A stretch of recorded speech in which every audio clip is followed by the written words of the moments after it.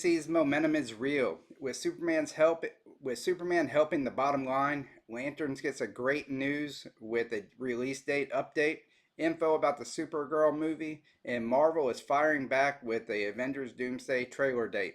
A major game hits a delay. We've got must-read Spider-Man picks and a gorgeous tour through DC's best 80s art. And then we'll wrap up with today's CovrPrice Daily Shakers report. Welcome to Comic Issues Daily. I'm Bryant, and let's just jump right into it. And what we're going to do is I have a presentation that my assistant put together for us, and we're going to watch the presentation, and then I'll give you my feedback and thoughts, and then we'll move into the CovrPrice Daily Shakers report. So here we go. All right, welcome. Today, we're taking the pulse of the superhero genre. We're going to rewind the tape to look at its gritty foundations, then fast forward to the billion-dollar blockbusters we've got today, and then we're going to peek just over the horizon at what's coming next. Okay, let's dive right in. You know, to really get a grip on where we are now, we've got to go back to the 1980s. This wasn't just another decade for comics. No, it was a flat-out revolution. And this quote, man, it just nails it.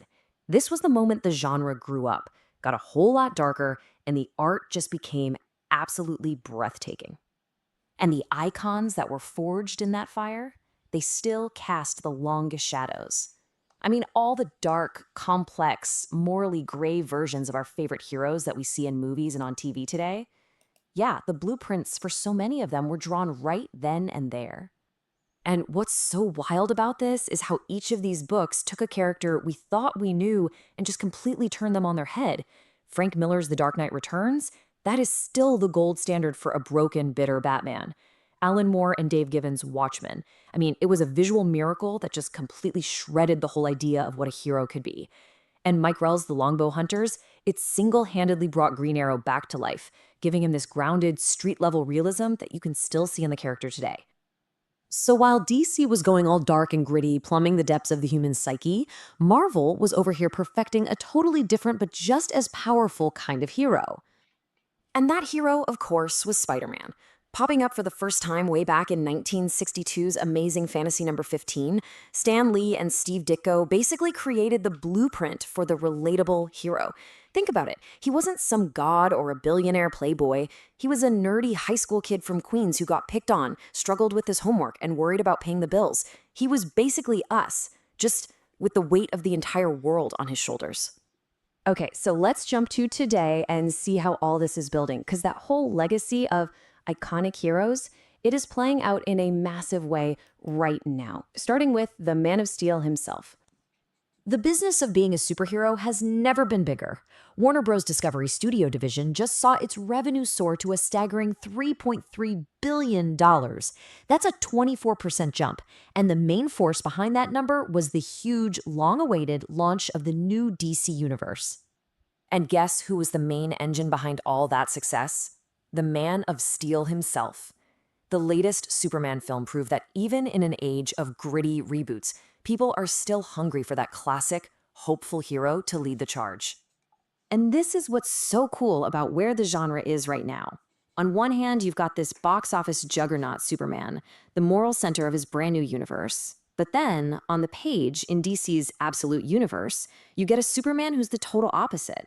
A guy living in a world of despair, who's lost his own hope and is just filled with dread, counting on Lois Lane to help him believe in himself again. It's this wild duality, and it's happening at the same time. Meanwhile, over at Marvel, the wheels are definitely turning for their next huge, universe-shattering event. And trust me, it's a big one. So, after tons of speculation, we finally have a date for our first look at the next massive Avengers crossover. Okay, so check this out. Marvel is locking in its calendar, and they are not messing around. They're dropping the first Doomsday trailer with the next Avatar movie a full year before the movie even comes out. And with the Russo brothers back in the director's chair for a two-part epic that wraps up with Secret Wars, it's pretty obvious Marvel is going all in on that long-game, event-style filmmaking that made them a powerhouse in the first place. But here's the thing. This whole evolution, it's not just a DC and Marvel story anymore. We're seeing these same kinds of strategies being used for other classic franchises, which proves that building out a big, connected universe that spans generations, well, that's kind of the new gold standard. I mean, just look at the Predator franchise. They are actively curating it, turning it into this epic saga that stretches across centuries, kind of like a comic book universe. You start with Prey as a soft reboot in the 18th century, move through the classic original movies, and now you're jumping way into the distant future with Badlands. They're literally taking the comic book world building playbook and slapping it onto a classic action series. So, what's all this mean for the next couple of years? Well, the calendar is already getting packed with some seriously hyped projects. Man, 2026 is shaping up to be an absolutely massive year. DC is coming out swinging with the Lantern series on HBO, and right after that, the Supergirl movie hits the big screen. And then, boom. It all leads up to December with the colossal arrival of Avengers Doomsday. It's a year where all the big players are putting their major pieces on the board. And listen, we're not just getting the same old stories rehashed. This quote from James Gunn about the new Supergirl, it promises a character who is much more hardcore. So yeah, this isn't going to be the sunny, optimistic hero we're used to. This is a survivor, someone shaped by incredible trauma, which is a really fascinating and, frankly, much grittier direction to go. And of course, it's not just about the big screen, right? These iconic characters are all over the place, and the video game world is a huge, huge battleground for these universes. But, the road forward, it's not always a smooth ride. Marvel 1943 Rise of Hydra, which was one of the most anticipated games on the horizon, has just been hit with an indefinite delay from its early 2026 spot. The game, which is supposed to be this awesome WW2 team up with Cap and Black Panther, has hit a major snag. It's a big reminder that even with these giant properties, nothing is ever a sure thing. So when you take a step back and look at the whole picture, it becomes pretty clear. The superhero genre is just in this constant state of reinvention. It's looking back to its dark, complex roots from the 80s, while at the same time building these bigger than ever cosmic sagas and expanding its timelines way into the past and far into the future. And all of this leaves us with one last question to chew on. As the rules keep getting rewritten, as heroes get more hardcore, and timelines stretch across centuries, what's the next frontier? What's that one impossible crossover or crazy reinvention that you'd want to see happen? Seriously, think about it. Thanks for tuning in. All right, that was the headlines for today, or for November 6th.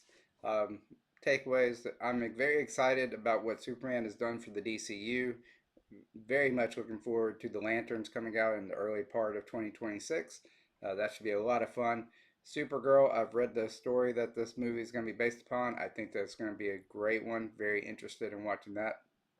The video game from Marvel. I don't play a lot of video games lately, but it sounded like it was a cool one, and I would look forward to that. I don't know why it got has been the release date has been put off indefinitely. Hopefully, it's just a developmental issue or development part, and they'll be coming back pretty soon with that. So that should be a lot of fun when that comes out. Looks like it'd be fun. The artwork that they talked about from DC in the 80s all looked really cool. Those are all good books. I haven't read The Longbow Hunter. I should probably do that one, but the other ones I have read, so they're cool. Those Spider-Man stories, very cool. Uh, yeah, so thank you for watching all that. My assistant did a pretty good job. I got to work on the artwork, maybe get a little bit more story focused artwork, but I got to do what I can with my time. All right, now we're going to get on to the CovrPrice Daily Shakers report. And here we go. Let's get into the first one. First story we got talking about big hitters leading the board. We got Incredible Hulk issue number 181 from 1974 in a CGC 9.4, sold for $7,800, and that is followed up with Journey into Mystery issue number 85 from 1962. And I believe this is the first appearance of Loki in a as a Raw, very good Raw, sold for $4,350. And that's Silver and Bronze Age keys carry momentum. And then we got Showcase issue number 22, the first Silver Age, or the first appearance of Hal Jordan as Green Lantern from 1959 in a CGC 4.5, sold for $3,661. And we're going to follow that one up with Giant Size X-Men issue number 1 from 1975, CGC 8.5, sold for $2,605. And that's the first full appearance of the new uh, X-Men team, minus Wolverine. because I think it was his third appearance or second appearance. Um, so that one's pretty cool. That's a grail book of mine that I really want to get. And then we got some Golden Age Momentum or Golden Age Romance Heat showing up with True Love Pictorial Volume 1, issue number 11 from 1954 in a CGC 4.5, sold for $2,220. And we got some pop culture nostalgia coming in with Scooby Doo. Sorry about that. Issue number 1 from 1970 in a CDC 6.5 fetched $1,795. And then we got some high grade moderns and some 70s horror flexing their muscle too. We got House of Secrets, issue number 127 from 1975 in a CGC 9.8, set a benchmark at $1,495. And we're going to follow that one up with All Star Comics, issue number 58 from 1976 in a CDC 9.8, landed in at $1,311.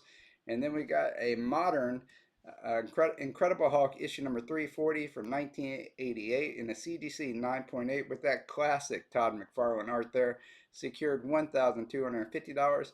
And rounding out our top 10, we got Aquaman issue number 35 from 1967 in a CDC 9.2, swam in at $1,207. And this is the first appearance of Black Manta in DC. So we got these 10 books, 10 signals the market is still rewarding keys in nostalgia and pristine grades. Which sales surprise you the most? And are you buying, selling, or holding? Let me know.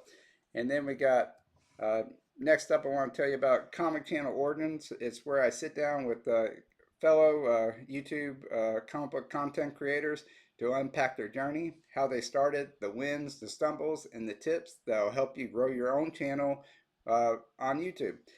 New episode is going to be out or new live stream is going to be out this Sunday at 6 p.m. Central, 7 p.m. Eastern.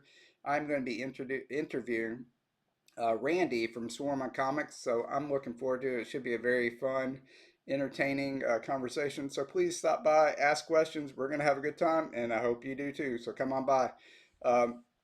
And then also want to give a shout out to the sponsor of our channel, Ron's Comic Closet, who has new releases, back issues, and collectibles. And if you use code I have issues at checkout, you'll get 20% off your first purchase with Ron.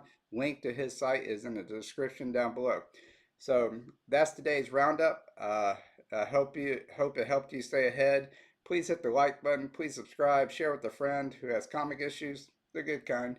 And I'm Bryant, and hope all that your issues are comics. And we'll see you tomorrow for Comic Issues Daily. All right, bye.